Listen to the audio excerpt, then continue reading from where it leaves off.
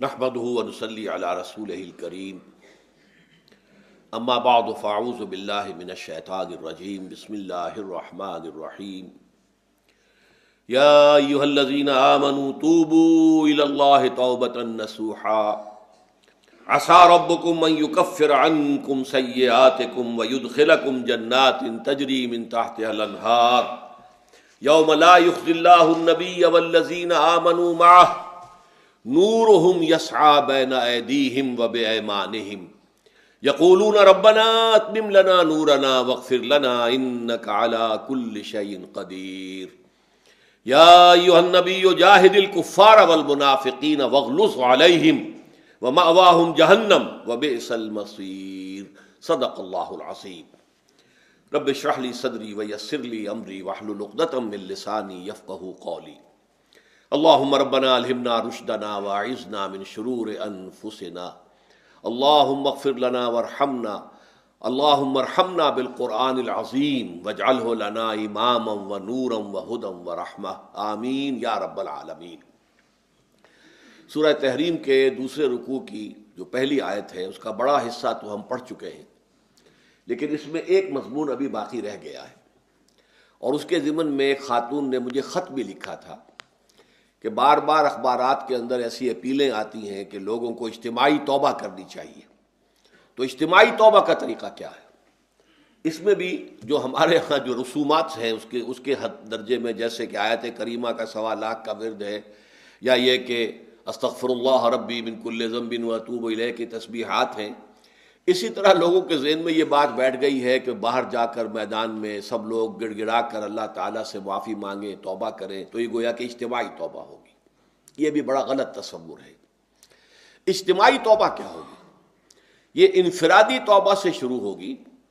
اور کسی قوم کے اندر اگر اتنے معتدبے لوگ توبہ کر لیں کہ پھر وہ اس ملک کے نظام کو بدل دیں تو وہ اجتماعی توبہ ہوگی۔ نظام کافرانہ ہے، ساری کاروبار سود پر ہو رہے ہیں اور اللہ سے توبہ کی جا رہی ہے، اور کسی شے کو چھوڑنے کا ارادہ نہیں ہے، تو آپ اگر اس معنی میں 1,00,000 2,00,000 10 لاکھ آدمی بھی میدان میں جمع ہو جائیں، جیسے کہ ہو جاتے ہیں، کتنے لاکھ لوگ ہوتے ہیں، 20 30 لاکھ جو ہیں وہ میدان عرفات کے اندر جمع ہو جاتے ہیں، نتیجہ کیا نکلتا ہے؟ وقت کے دریا میں پانی جدھر بہہ رہا تھا حج سے پہلے ادھر ہی بہتا رہتا ہے حج کے بعد۔ دنیا میں کہیں کوئی ذرہ برابر بھی کسی تبدیلی کے آثار نہیں ہوتے۔ تو یہ نہیں ہے در حقیقت توبہ اجتماعی جو ہوگی کسی قوم کی طرف سے، وہ یا تو یہ کہ جو حضرت یونس کی قوم نے کیا تھا، وہ تو عذاب الہی کو دیکھ کر سب لوگ کانپ گئے تھے اور انہوں نے توبہ کی تھی، وہ معاملہ اور تھا بالکل، اور اس میں جو ہے ظاہر بات ہے کہ یہ بھی ہم خود بخود انڈرسٹوڈ سمجھ سکتے ہیں کہ وہ دل سے توبہ تھی۔ لیکن ہمارے ہاں جو یہ طریقہ سمجھ لیا گیا ہے کہ بس باہر جائیں، جمع ہو جائیں، دعا مانگیں اور توبہ ہو جائے گی، اس سے کوئی توبہ نہیں ہوگی۔ افراد توبہ کریں، پہلے اپنے وجود پر اپنے گھر میں دین نافذ کریں، یہ توبہ ہے۔ اس کے بعد یہ جڑے، ایک اجتماعیت کی شکل بنے، طاقت بنے، اور وہ پھر نظام کو ٹکرا کر نظام کو بدل دیں، پھر توبہ ہو گئی اجتماعی طور پر۔ اس لیے کہ عمل درست ہوئے بغیر تو توبہ نہیں ہے۔ وَمَن تَابَ وَعَمِلَ صَالِحًا فَإِنَّهُ يَتُوبُ إِلَى اللَّهِ مَتَابًا، جو توبہ کرتا ہے پھر عمل درست کرتا ہے تو وہ ہے کہ جو توبہ کرتا ہے اللہ کے جناب میں، جیسا کہ توبہ کرنے کا حق ہے۔ اس اعتبار سے اجتماعی توبہ اس کا نام ہے، وہ ایک جد و جہد کے نتیجے میں ہوگی کہ اتنے معتدبے لوگ جو ہیں وہ توبہ کر لیں انفرادی سطح پر کہ پھر وہ مل جل کر اتنی بڑی طاقت بن جائیں کہ ملک کے نظام کو بدل دے، تو وہ اجتماعی توبہ ہوگی۔ اب ہم آگے چل رہے ہیں، اسی آیت مبارکہ میں فرمایا گیا کہ اللہ کے نبی اور اس کے ساتھ جو ساتھی اہل ایمان ہیں ان کا معاملہ کیا ہوگا۔ قیامت کے دن حشر کے میدان میں نورہم یسعی بین ایدیہم و بایمانہم، ان کا نور جو ہے دوڑتا ہوا ہوگا ان کے سامنے بھی اور ان کے داہنی طرف بھی۔ یہ مضمون اس صورت میں دوسری مرتبہ آ رہا ہے۔ اصل میں قرآن مجید میں یہ 10 مدنی صورتوں کا ایک اکٹھ ہے، جیسے ستاروں کا مجموعہ ہوتا ہے ایسے یہ 10 ستارے ہیں۔ سورہ حدید پہلی ہے، سورہ تحریم آخری ہے، 10 صورتیں ہیں، اور تعداد سور کے اعتبار سے اتنا بڑا اجتماع جو ہے مدنی صورتوں کا قرآن مجید میں اور کہیں نہیں ہے۔ طویل ترین صورتیں تو وہ ہیں سورہ بقرہ، آل عمران، سورہ نساء، سورہ مائدہ، 6.25 پارے، یہ تو کل 1.25 پارہ بنتا ہے، لیکن تعداد جو ہے صورتوں کی اس میں 10 ہے، اور پہلی صورت بھی انتہائی اہم ہے، آخری بھی۔ پہلی صورت میں بھی نقشہ کھینچا گیا، نورہم یسعی بین ایدیہم یوم تری المؤمنین والمؤمنات یسعی نورہم بین ایدیہم وبایمانہم بشراکم الیوم جنات تجری من تحتہا الانہار، جس دن کے تم دیکھو گے اہل ایمان مردوں اور عورتوں کو کہ ان کا نور ان کے سامنے اور ان کے داہنی طرف دوڑتا ہوا ہوگا، اور ان کو بشارت دی جائے گی، آج تمہارے لیے جنتوں کی بشارت ہے۔ تو یہ جو ہے کیفیت سورہ یہ حدید میں آئی، اور یہی یہاں آئی ہے، نورہم یسعی بین ایدیہم وبایمانہم۔ اس سے ایک نقشہ سامنے آتا ہے میدان حشر کا۔ پہلی بات تو یہ جان لیجئے کہ میدان حشر، اس کی حقیقتیں، اس کے واقعات کو صحیح سمجھنا ہمارے لیے ممکن نہیں ہے۔ یہ عالم غیب کی باتیں ہیں۔ موت کے بعد سے لے کر جو شروع ہو جاتا ہے عالم برزخ، پھر بعث بعد الموت، قیامت، حساب کتاب، جنت، دوزخ، اس کی جو بھی ہمیں معلومات قرآن میں دی گئی ہیں بس اس پر اکتفا کرنا چاہیے،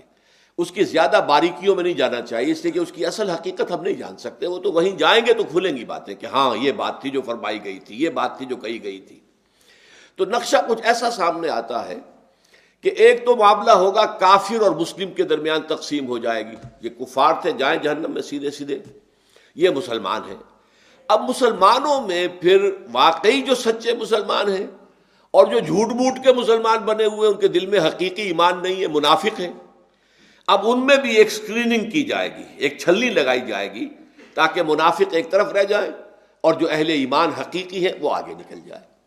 یہ جو چھلنی ہے اس کو پل صراط کہتے ہیں ہم اپنی زبان میں، اور یہ صراط ایک پل ہوگا، بہت تنگ سا پل، اور اس پہ شدید اندھیرا ہوگا، اور یہ جہنم کے اوپر ہوگا، نیچے جہنم دہک رہی ہوگی اور اس کے اوپر سے یہ پل صراط ہے، اور اس اندھیرے کے اندر ظاہر بات ہے کہ ٹھوکر کھا کے گر پڑنا جہنم کے اندر، یہ بالکل قرین قیاس ہے۔ لیکن جو صاحب ایمان ہوں گے، دنیا سے جو ایمان کی اور اعمال صالحہ کی روشنی لے کر آئے تھے، ان کے دل میں سے بھی روشنی نکلے گی، اور اعمال صالحہ کا کمانے والا یہ داہنا ہاتھ ہوتا ہے، داہنی طرف سے بھی روشنی نکلے گی۔ اس روشنی کے اندر وہ پل کو دیکھتے ہوئے راستہ طے کر کے اور وہ جنت میں داخل ہو جائے گے۔ لیکن جن کے پاس وہ روشنی نہیں، نہ ایمان تھا نہ اعمال صالحہ تھے، وہ جو ہے وہ ٹھوکریں کھائیں گے، گریں گے اور جہنم میں نکل جائیں گے۔ یہ ہے جسے ہم عام اپنی زبان میں پل، تو اردو کا لفظ عربی میں تو نہیں ہے، پل صراط ہم جس کو کہتے ہیں وہ یہ ہے، اور اس کا نقشہ جو ہے دو جگہ کھینچا گیا ہے۔ اہل ایمان، دل کا ایمان ہے تو دل سامنے سے اس کی روشنی ہوگی، اور اگر داہنی طرف جو ہے اعمال صالحہ ہے تو داہنی طرف روشنی، دونوں جگہ پر۔ اور یہ بات بڑی اہم ہے، قرآن مجید میں جو اہم ترین مضامین ہیں وہ کم سے کم دو جگہ ضرور آتے ہیں، یہ میں نے بارہا آپ کو بیان کیا ہے، اس کو تلاش کرنا ہوتا ہے، اور پھر ایک مقام سے دوسرے مقام پر روشنی پڑتی ہے، اس کی مزید شرح حاصل ہو جاتی ہے، اس کے بارے میں کوئی ایک پہلو جو ایک جگہ واضح نہیں تھا دوسری جگہ واضح ہو جاتا ہے۔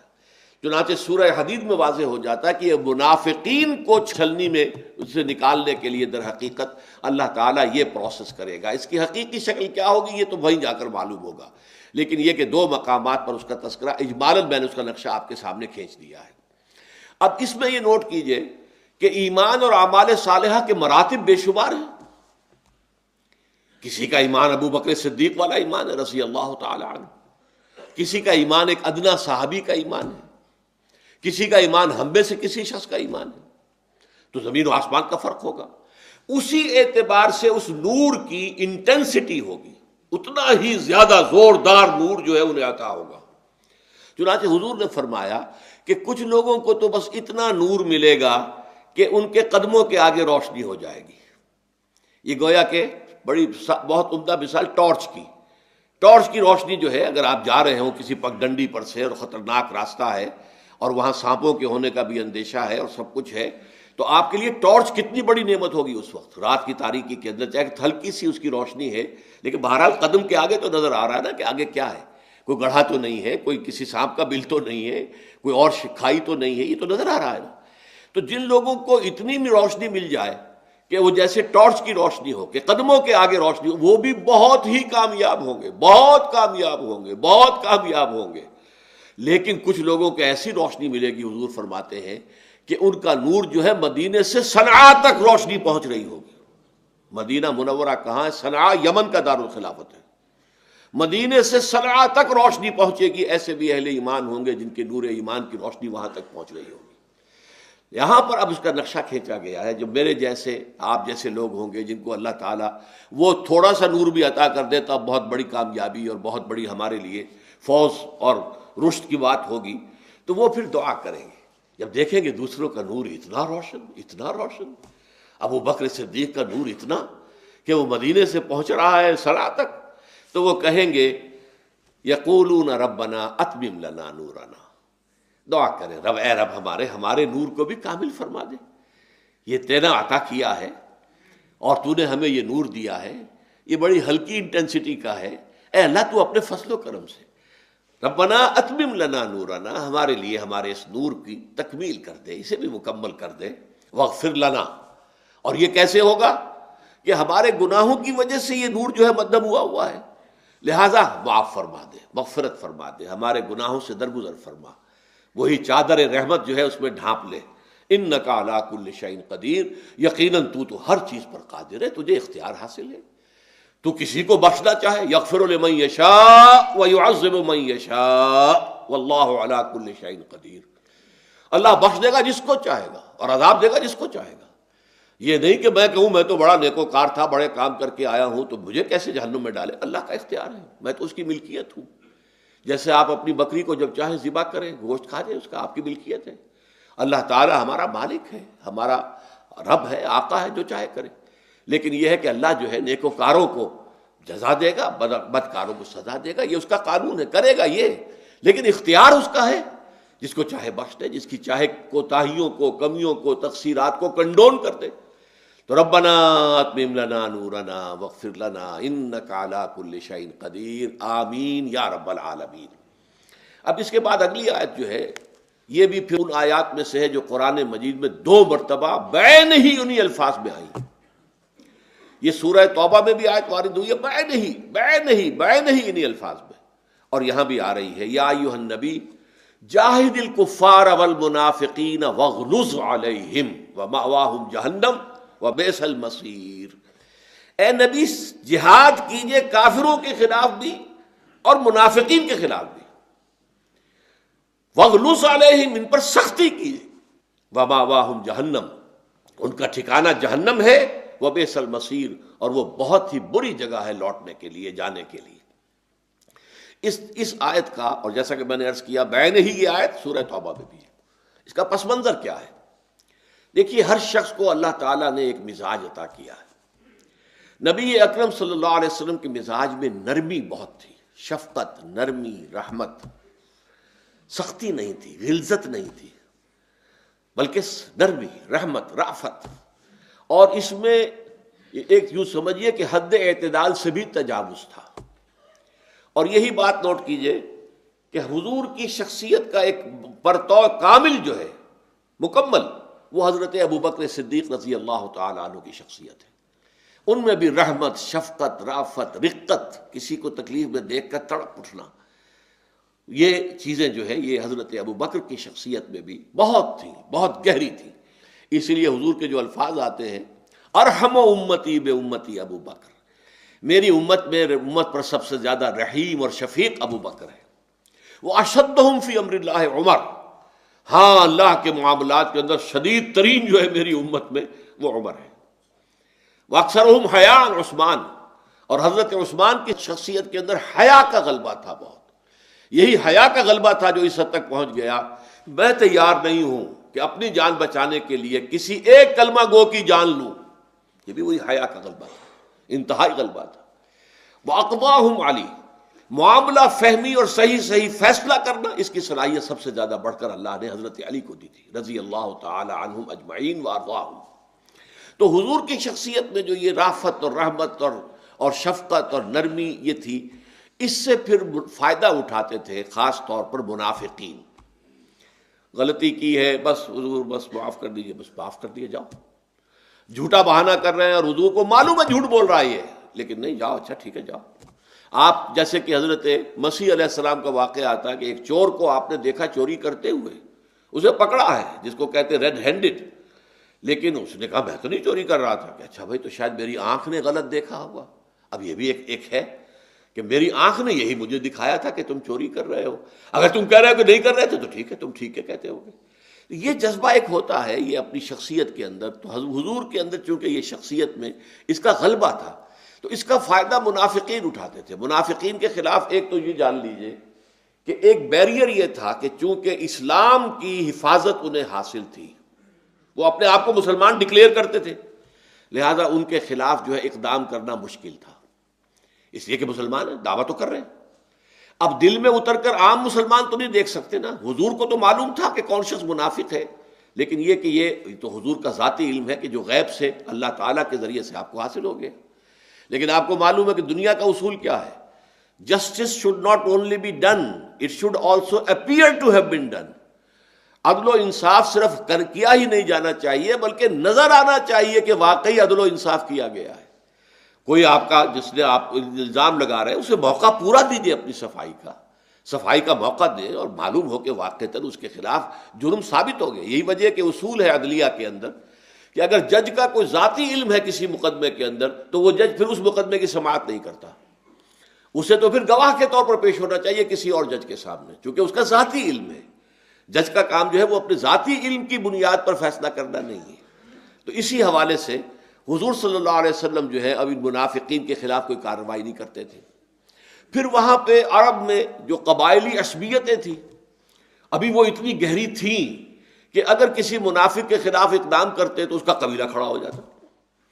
چنانچہ سب سے بڑا واقعہ جو ہے جو بہت ہی میرے لیے واقعتاً بہت تکلیف دہ ہے کہ دو جلیل القدر صحابہ کا معاملہ آپس میں یہ ہو گیا کہ جب یہ حضرت عائشہ صدیقہ رضی اللہ تعالی عنہا پر تہمت لگائی گئی، اس میں سب سے بڑا جو تھا وہ منافقین کا سردار عبداللہ ابن ابی تھا، جو نعرے لگاتا پھرتا تھا حضرت عائشہ کے خلاف اور بلند بانگ دعوی سے۔ تو حضور نے بڑے دکھ کے ساتھ یہ کہہ دیا، الفاظ نکلے آپ کی زبان سے کہ کیا کوئی شخص ایسا نہیں ہے جو مجھے اس شخص کی ایذا رسانی سے بچا سکے، یعنی اس کی زبان بند کر دے۔ اب وہاں دونوں انصار کے جو ٹاپ کے صحابہ تھے وہ موجود تھے، ایک تھے خزرج کے سعد ابن عبادہ، ایک تھے اوس کے سعد ابن معاذ رضی اللہ تعالی عنہما۔ سعد ابن معاذ نے کہا کہ حضور آپ مجھے اجازت دیں میں اس کی گردن اڑا دوں۔ اس پر فوراً سعد ابن عبادہ جو ہے وہ چونکہ خزرج سے تھے اور وہ خزرج کا سردار تھا عبداللہ ابن ابی، فوراً انہوں نے کہا کہ اچھا یہ تم اس لیے کہہ رہے ہو کہ وہ خزرج کا سردار ہے۔ اب یہ اوس اور خزرج کی پرانی دشمنی چپقلش جو ہے وہ گویا کہ اس وقت وہ ایک عصبیت جو ہے وہ ظاہر ہوئی، تو حضور نے پھر دونوں کو ہٹا دیا کہ نہیں جاؤ ٹھیک ہے کوئی بات نہیں۔ تو یہ عصبیتیں تو جو ہے وہ دب تو گئی تھی، لیکن بالکل ان کا نکالنا جو ہے دلوں کے اندر سے وہ آسان کام نہیں ہوتا۔ اسی عصبیت کو آ کر پھر عبداللہ ابن سبا نے بھڑکایا ہے۔ بنو امیہ اور بنو ہاشم کی پرانی عصبیتیں اور پرانی جو چپقلیشیں تھیں ان کے مابین، اور پرانی جو ان کے درمیان مسابقت تھی، مقابلہ تھا، سردار کون ہے، میں ہوں یا تم ہو، قریش میں اونچا گھرانہ کون سا ہے، بنو امیہ کا ہے یا بنو ہاشم کا، یہ چلا آ رہا تھا۔ اور اسی کو پھر اس نے ابھارا، چونکہ حضرت عثمان جو ہے بنو امیہ میں سے تھے، حضرت علی بنو ہاشم میں سے تھے،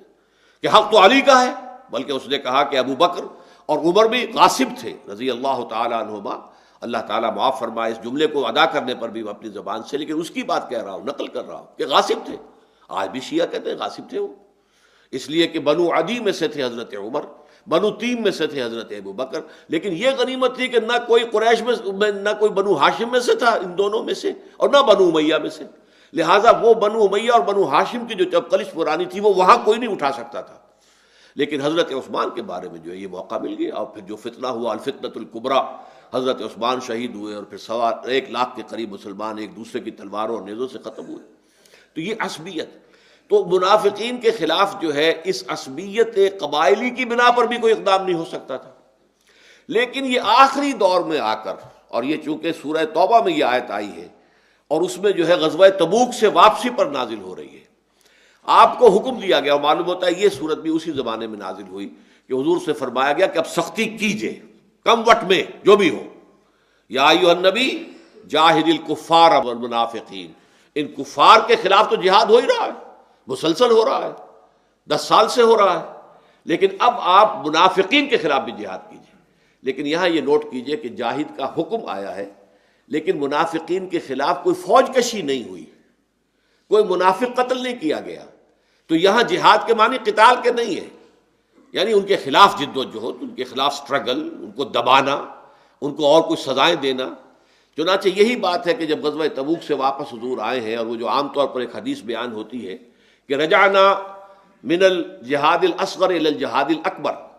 تو یہ حدیث ہے یا نہیں میں اس سے بحث نہیں کرتا، لیکن اگر یہ حدیث ہے تو اس کا مفہوم کیا تھا کہ کفار سے جنگ کرنا یہ تو جہاد اصغر تھا، اس لیے کہ ظاہر بات ہے وہ کافر ہے، اس سے ہمیں لڑنا ہی لڑنا ہے۔ لیکن یہ جو مسلمان ہیں، مسلمان ہونے کے اپنے اندر جو ہے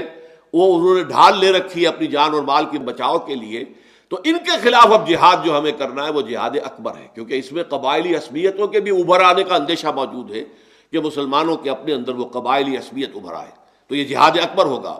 اور آپ نے پھر تبوک سے واپسی کے فوراً بعد آ کر وہ جو مسجد بنائی تھی انہوں نے، مسجد زرار، سورہ توبہ میں اس کا ذکر موجود ہے، وہ منافقین نے اپنے لیے ایک اڈا بنایا تھا کہ ہمیں جمع ہونے کی جگہ، مشورے کرنے کی جگہ ہونی چاہیے ہماری علیحدہ، اور وہ مسجد زرار بنائی تھی مسجد قباء کے نزدیک۔ تو اللہ تعالیٰ نے حکم دے دیا حضور کو آپ اس میں ہرگز نہ جائیں، نہ کھڑے ہوں، اور حضور نے واپس آ کر پھر اس مسجد کو جلا دیا، مسجد کو جلایا، یعنی کہنے کو وہ مسجد تھی لیکن وہ مسجد نہیں تھی بلکہ وہ فتنے کا مرکز بنایا گیا تھا۔ تو یہاں حضور کو خاص طور پر حکم جو دیا جا رہا ہے، کفار کا ذکر تو ویسے ہی آ گیا، جیسے پہلی آیت میں میں نے کہا تھا یوم لا یخزی اللہ النبی والذین آمنوا معہ، تو اس میں حضور کا ذکر یا نبی کا ذکر تو ایسے ہی ہے، برسبیل تذکرہ ہے، اصل ذکر تو اہل ایمان کا ہے نا۔ اللہ تعالیٰ ان کو رسوا نہیں کرے گا قیامت کے دن، نورہم یسعی بین ایدیہم وبایمانہم یقولون ربنا اتمم لنا نورنا واغفر لنا انک علی کل شیء قدیر۔ اسی طرح یہاں فرمایا جاہد الکفار، کفار کے ساتھ تو جہاد کا قتال ہوتا رہا، لیکن اصل مسئلہ جو تھا اس میں ایمفیسس جو ہے والمنافقین، اب منافقین پر بھی سختی کیجیے۔ اور یہی وجہ ہے کہ پھر حضور صلی اللہ علیہ وسلم سے واقعات ایسے منقول ہیں کہ آپ نے مسجد میں کہا فلاں ابن فلاں کھڑے ہو جاؤ، ہماری مسجد سے نکل جاؤ، رسوا کر دیا۔ معلوم ہو گیا لوگوں کو کہ یہ تو منافق ہے کہ جس کو حضور نے یہاں سے نکال دیا۔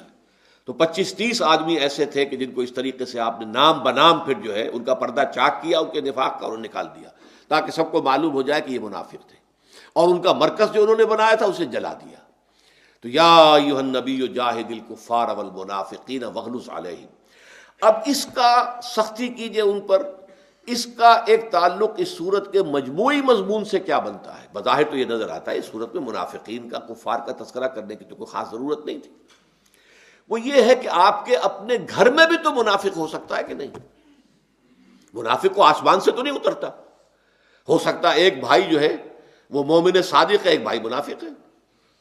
ہو سکتا ہے کہ باپ مومن صادق ہے، بیٹا منافق ہے۔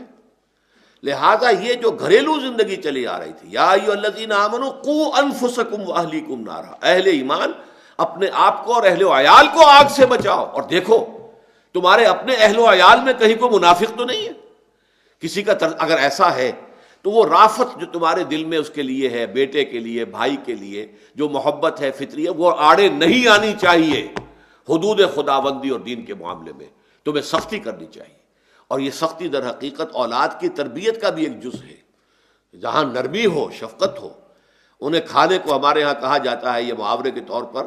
کہ انہیں کھلاؤ چوری، چور کر، خوب جو ہے میٹھا ڈال کر، گھی ڈال کر چوری کھلاؤ، چوری، لیکن دیکھو گھور کر۔ ان کے اوپر ایک رعب تمہارا طاری رہنا چاہیے، ڈر خوف رہنا چاہیے کہ میرے والدین جو ہے باز پرس کر سکتے ہیں، مجھے سزا دے سکتے ہیں۔ تو یہ سختی اور نرمی کا امتزاج جو ہے جو اولاد کی تربیت میں بھی ہے۔ تو یہاں اس سورہ مبارکہ کے حوالے سے اس کا ایک مضمون جو جڑتا ہے، جو اس کا ربط اور تعلق و قائم ہوتا ہے کہ سختی، رافت، رحمت شوہر اور بیوی کے درمیان مطلوب ہے لیکن ایک حد تک، محبت اولاد سے مطلوب ہے لیکن ایک حد تک، اسی طریقے سے کفر سے اور نفاق سے نفرت سختی یہ مطلوب ہے۔ اس میں کہیں بھی کوئی محبت جو ہے فطری اور طبعی محبت جو ہے وہ آڑے نہ آ جائے۔